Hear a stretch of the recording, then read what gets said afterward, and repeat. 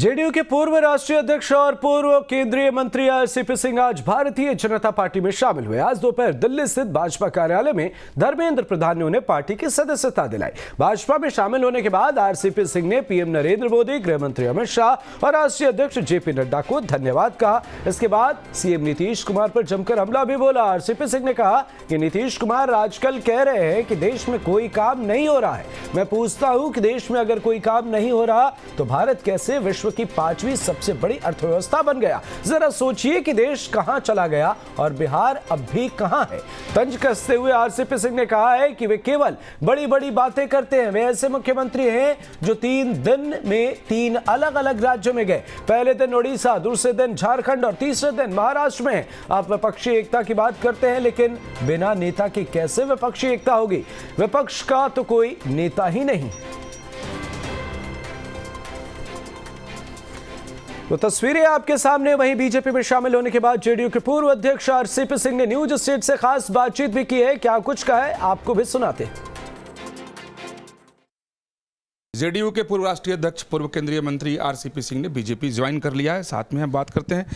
RCP Singh ji, ऐसी क्या परिस्थिति उत्पन्न हो गई क्योंकि जिस पार्टी के आप राष्ट्रीय अध्यक्ष रह चुके हैं उसे छोड़ करके आप बीजेपी ज्वाइन कर लिए? क्या नाराजगी नीतीश कुमार से ऐसी हो गई? मेरी नाराजगी नहीं थी। जरा आप समझिए इस बात को। आपने सही बात प्रश्न पूछा है।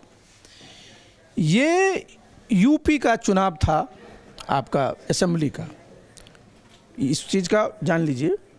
और आप जान रहे हैं 2020 में बिहार में एनडीए को बहुमत मिला और नीतीश बाबू मुख्यमंत्री बने, जबकि आप जान लीजिए कि जेडीयू का सिर्फ 43 विधायक था, बीजेपी के ज़्यादा विधायक थे। लेकिन जब यूपी का चुनाव आया उस समय मुझे ऐसा एहसास हुआ, मुझे बताया गया कि नीतीश बाबू जो हैं फिर से जाना चाहते हैं आरजेडी के साथ।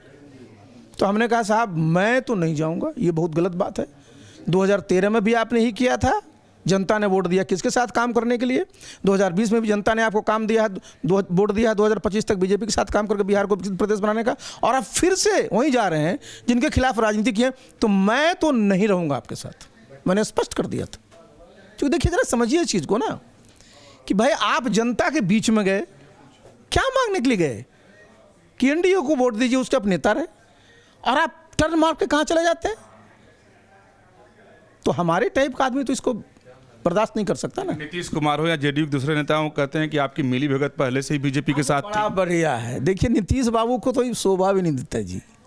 नीतीश बाबू को नीतीश बाबू बनाया कौन, ये जरा समझना बहुत जरूरी है।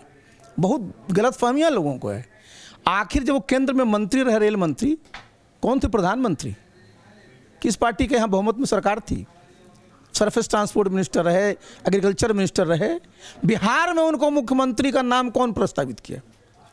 उस समय के तत्कालीन नेता आदरणीय अटल जी और आडवाणी जी ने।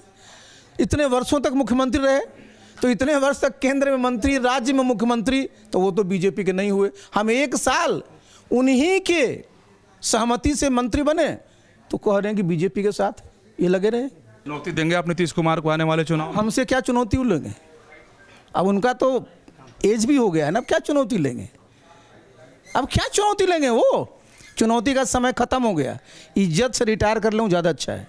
बहुत धन्यवाद बात करने के लिए। वीडियो जर्नलिस्ट जयराम यादव के साथ विकास चंद्र, न्यूज नेशन, दिल्ली।